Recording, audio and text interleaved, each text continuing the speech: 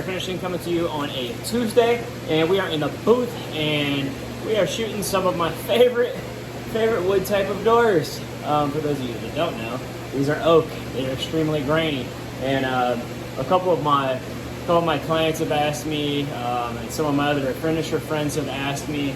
It's like the age-old question, and there's different ways to do it. Well, how do you get the primer in the grain? You know, so that when you prime it, you still don't see like deep, dark black lines where nothing got down in there. Okay, because we want to get stuff in all of this grain.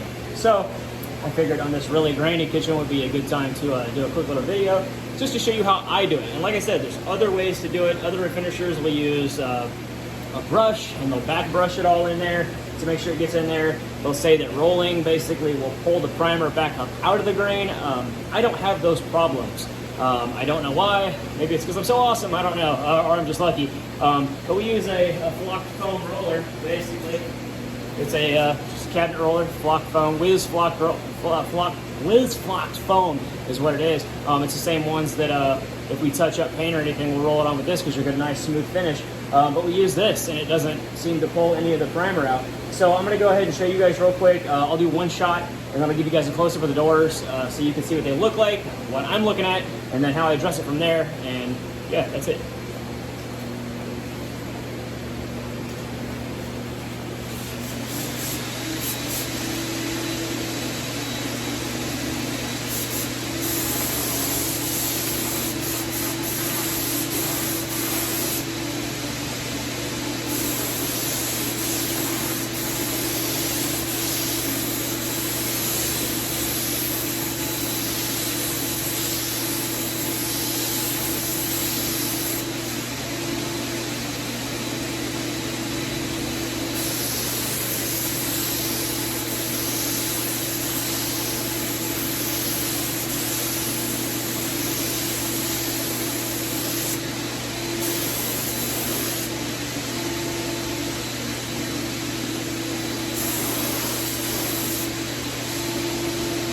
All right, so real quick, we gotta do it while it's still wet. I want to give you guys a close-up.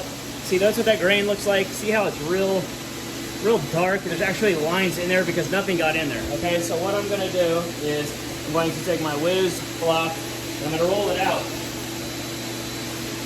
I'm gonna go inside the crevices first. When I do that, I'm gonna make sure that I hit this inside edge right in here. That little, looks like corner round, basically. So when I'm rolling it, my end of my roller is hitting that. And I'm going to do that all the way around. I'm not concerned about the seams at all because I'm going to Loctite power grab those. But I'll do that first. And the reason I do that first is because it builds up on this surface a little bit. So then I'll go back and I'll do the inside panel. And I want to roll it, I want to make sure that it's actually filling up those dark slots. That's what I don't want to see, okay? So I want to do the inside panel. Then I want to do the outside, the style. I want to roll it in there real good. It doesn't matter if it looks like that. My goal right now is to get it into that grain, okay? And it's drying as I do this. The stuff dries fast, so you gotta kind of have to work fast. I like to go on the ends. And I actually roll prime the sides in between my prime coat, so I don't worry about that right now. But I do roll both of my ends to make sure the grain is filled on my ends. Okay, so then what we have is, it looks like roller mark hell right now. It looks like crap. And this stuff's nice, it self-levels. I don't panic when it looks like this, okay? But notice how all those little black lines are filled now. You might see some that are showing back up, but don't forget, we're giving it another prime coat, so I don't even worry about that. So long as I got the brunt of it, which I never have any issues. So now what we'll do is we shot it all this way, we shot the sides, now we're actually going to come back and we're going to cross hatch it. What that does is it allows the primer, and we do it with paint too, to actually blend together. So we shot it like this, and what we don't want is it to dry like that and basically see strips. So we'll come back and shoot it this way while it's still wet. It'll all blend together and it'll look like a nice smooth surface.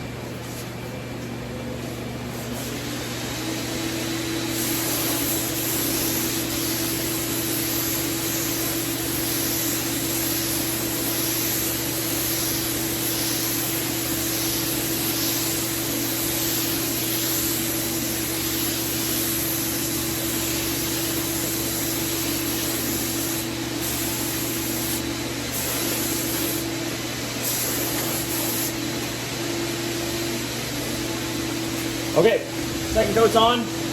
Looks heavy, looks like it's pounded on, because it is pounded on. You still got a little bit up inside here where there's grain. We will re-roll that right now, and we will shoot that again.